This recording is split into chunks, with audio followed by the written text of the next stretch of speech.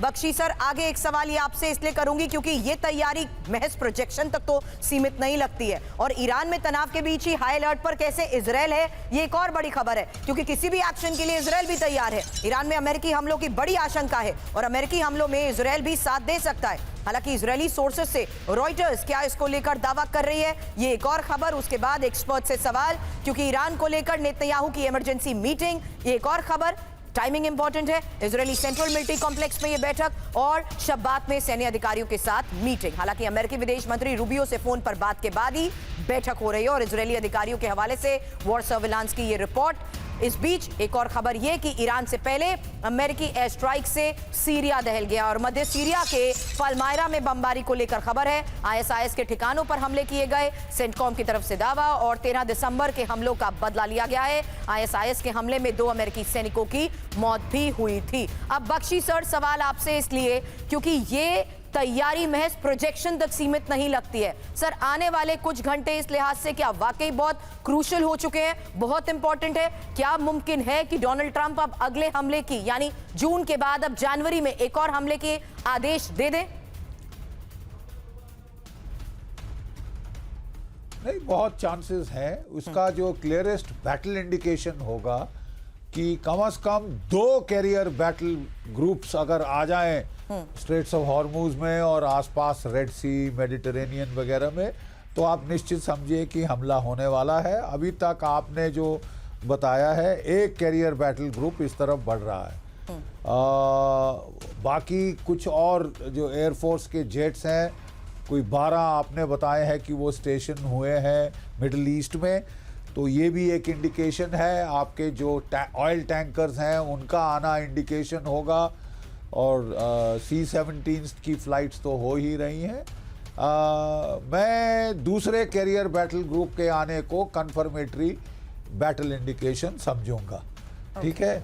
और ये कह देना कि ईरान बिल्कुल परास्त हो गया है, बस अभी एक धक्का और ईरान गया, ये भी थोड़ा प्रीमेच्योर है। देखिए, इससे बड़े स्केल पैमाने पे दंगे हुए थे ईरान में जब वो बेचारी लड़की मारी गई थी IRGC के द्वारा। उनका स्केल इससे बड़ा था, तो ये स्केल अभी उसके बराबर शायद नहीं पहुंचा है, लेकिन काफ़ी गदर है, इसमें कोई डाउट की बात नहीं है। और अच्छी तरह से टाइम किया गया है कि जब अटैक प्लान किया है आप गदर करें। आप कह रहे हैं कि साहब इकोनॉमिक हालात ख़राब है, किसने ख़राब करी है? यूनाइटेड स्टेट्स ने सैंक्शन पे सैंक्शन लगा के इकोनॉमी का भट्टा बिठा दिया है, और नेचुरली जो लोगों को दर्द हो रही है वो तो होगा। ईरान का रिजीम भी 2 जो तरीकों से लोग इसको 2 तरीकों से इसको देख रहा है। एक तो जो इकोनॉमिक कॉजेज पे रॉयटिंग कर रहे हैं उनके साथ बर्ताव अलग है, लेकिन जो अगजनी तोड़फोड़ पे लगे हैं उनके साथ बर्ताव अलग है। और मैं नहीं समझता कि वो रिजीम बिल्कुल ही खत्म हो गया है, गिरने वाला है। प्रोपेगेंडा ज्यादा है, और इतनी आसानी से शायद नहीं जाएगा वो रिजीम, और जाने के पहले वो काफी जो है नुकसान करके जाएगा। हम तो डूबेंगे सनम, तुमको भी ले डूबेंगे, ये भी है। But the question was all about battle indications, क्योंकि इस वक्त जिस तरीके से तैयारी और जिस तरीके से बयान सामने आए हैं उसमें साफ तौर पर यही दावा किया जा रहा है कि दोनों स्तर पर तैयारी पूरी है। फिलहाल ईरान पर किसी भी वक्त हमला, बड़ी खबर पर एक एक्सपर्ट से सवाल, और इसी बैटल इंडिकेशन को लेकर ये सवाल इसलिए क्योंकि ट्रंप ने भी अब हमले के आदेश दे दिए हैं। ये खबर और तस्वीरों के साथ हमने आपको दिखाया कि आखिर किस तरीके से ईरान की भी मिसाइल तैयार बताई जा रही है। हाई अलर्ट पर इजराइल भी है, लेकिन आगे अब से थोड़ी देर में बड़ी खबर आपके सामने होगी, जहां यूएस डूम्सडे विमान की उड़ान को लेकर खबर है, और रूस से चीन तक कैसे है हाई अलर्ट। वहीं ग्रीनलैंड पर हमले की तैयारी आज की एक और बड़ी खबर है, और ट्रंप की नेटो को यह वार्निंग है क्या? अब डिटेल इंफॉर्मेशन इस बारे में आपके सामने, क्योंकि बड़ी खबर है, ग्रीनलैंड पर होगा कब्जा, लैटिन अमेरिका हाई अलर्ट। अब बड़ी खबर क्या है? इस फ्रंट से बड़ी खबर यह है कि ग्रीनलैंड पर हमले की तैयारी कर चुका है अमेरिका, और इस तैयारी को लेकर ही एक डिटेल इंफॉर्मेशन अब आगे आपके सामने होगी, क्योंकि लैटिन अमेरिका कैसे हाई अलर्ट पर है। फिलहाल ग्रीनलैंड को लेकर अगली बड़ी खबर, और इस ग्रीनलैंड पर हमले को लेकर अमेरिका की तैयारी क्या है? एक्सपर्ट से इस फ्रंट को लेकर भी अगला सवाल होगा कि क्या अब यहां भी काउंटडाउन शुरू हो चुका है।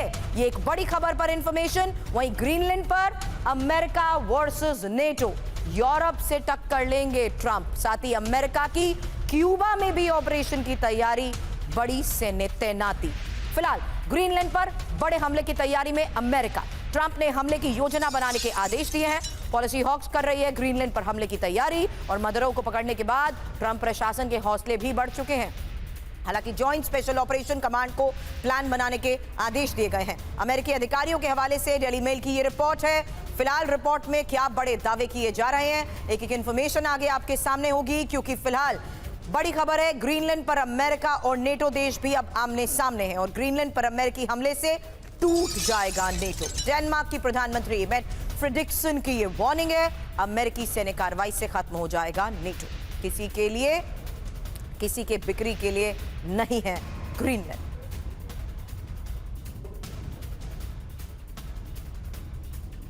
प्रोफेसर राजन, सवाल आपसे करूंगी, क्योंकि ग्रीनलैंड पर अमेरिका वर्सेस नेटो, जहां डेनमार्क की प्रधानमंत्री मेट फ्रेडरिक्सन ने यह चेतावनी दी है, ग्रीनलैंड पर अमेरिकी हमले से नेटो टूट जाएगा और अमेरिकी हमले से नेटो की एकता चकनाचूर हो जाएगी। अब कई नेटो देश ग्रीनलैंड को लेकर डेनमार्क के भी साथ हैं, और ट्रंप के हमले से नेटो देश अमेरिका के खिलाफ हो सकते हैं, यही इस रिपोर्ट में दावा किया जा रहा है। हालांकि नेटो का दावा है ग्रीनलैंड पहले से ही उनके संरक्षण में है। ट्रंप दावा कर रहे हैं ग्रीनलैंड को रूस और चीन से बड़ा खतरा है। प्रोफेसर राजन। जी बिल्कुल, ये खतरा बिल्कुल जेन्युइन है सुरभि।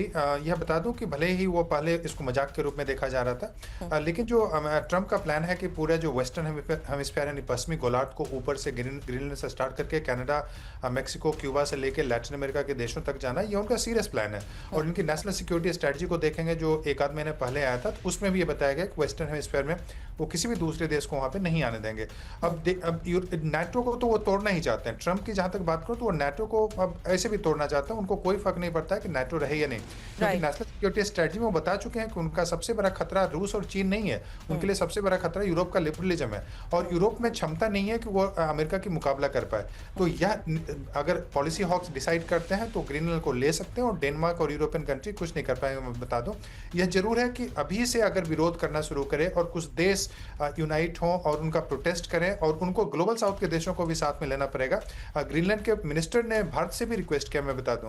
तो वैसे में अगर इसको एक कंबाइंड प्रोटेस्ट किया जाए तो शायद ट्रंप को रोका जा सकता है, नहीं तो वो ग्रीनलैंड ले लेंगे, इसमें कोई शक नहीं। फिलहाल हकीकत यही है कि अब ग्रीनलैंड को लेकर अमेरिका और ट्रंप, नेटो भी आमने सामने आ चुके हैं।